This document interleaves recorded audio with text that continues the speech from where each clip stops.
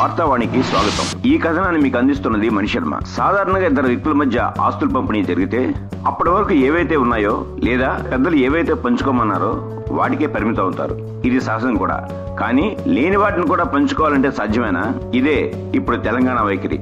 కొంత బాధ అనిపించవచ్చు, కానీ తెలంగాణ కోరుతున్న గొంతెం కోరికలు అనడంలో సందేహం లేదు. ముందు ఆ కోరికలు కూడా చూద్దాం. ఏపీలో కలిపిన పోలవరం ముంపు మండలాలను తెలంగాణలో చేర్చాలి.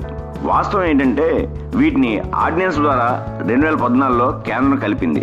అప్పుడు అడ్డు చెప్పని తెలంగాణ మధ్యలో పేచీ పెడుతోంది.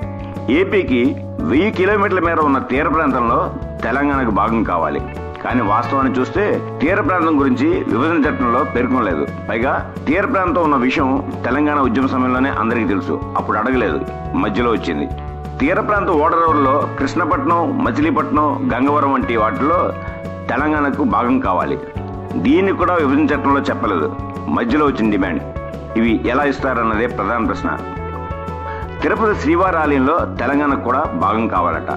దీన్ని కూడా విభజన చట్టంలో పేర్కొనలేదు. అయినా ఆలయాల్లో భాగం ఇవ్వడం కుదరదు. పైగా ఇది తెలంగాణ సరిహద్దుల్లో కూడా లేదు. కృష్ణా జిల్లాలో 818 టీఎంసీల నీటి లభ్యత ఉంది. అంతర్జాతీయ నీటి పంపిణీ సూత్రం ప్రకారం క్యాచ్మెంట్ ఏరియా నిష్పత్తిలో నీటి పంపకాలు జరగాలి. ఇది వాళ్ళ డిమాండ్. అయితే వాస్తవం ఏంటంటే భారతదేశ జలాల వివాదానికి బచావతి ట్రిబ్యునల్ ఉంది. దీని ప్రకారమే జిల్లాల వాటా వస్తుంది. కానీ అంతర్జాతీయ పంపిణీ సూత్రాన్ని తెలంగాణ కోరుతోంది. ఇది కూడా సాధ్యం కాదు. ఇక తెలంగాణకు కృష్ణానదిలో 558 టీఎంసీ నీటిని కేటాయించాలి. వాస్తవం ఏంటంటే కృష్ణానదిలో నీటిని ఇప్పటికే 299 టీఎంసీ వరకు తెలంగాణ కేటాయించారు. ఇంతకు మంచి ఇస్తే ఏపీ ఎడరవుతుందని బచావతి ట్రిబ్యునల్ స్పష్టం చేసింది. ఇక తెలంగాణ విద్యుత్ సంస్థలకు ఏపీ విద్యుత్ సంస్థలు 24,000 కోట్ల బకాయిలు ఉన్నాయి, సత్వరమే చెల్లించాలని డిమాండ్ చేస్తున్నారు. ఎందుకు, ఎలా బకాయిలు ఉన్నాయో వివరించడం లేదు. వివరించినా అవి విభజన చట్టంలో లేవు. ఎందుకంటే ఉమ్మడి ఏపీలో కొన్ని సంవత్సరాల పాటు వాటిని కరెంటుకు నిధులు కోరుతున్నారు. కానీ 2014 తర్వాత మాత్రమే బకాయిల విషయాన్ని విభజన చట్టంలో పేర్కొన్నారు.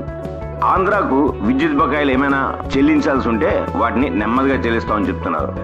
ఏపీకి 2014-15 మధ్య తెలంగాణ వాటిని కరెంటుకు సంబంధించి 5,700 కోట్లు ఇవ్వాల్సి ఉంది.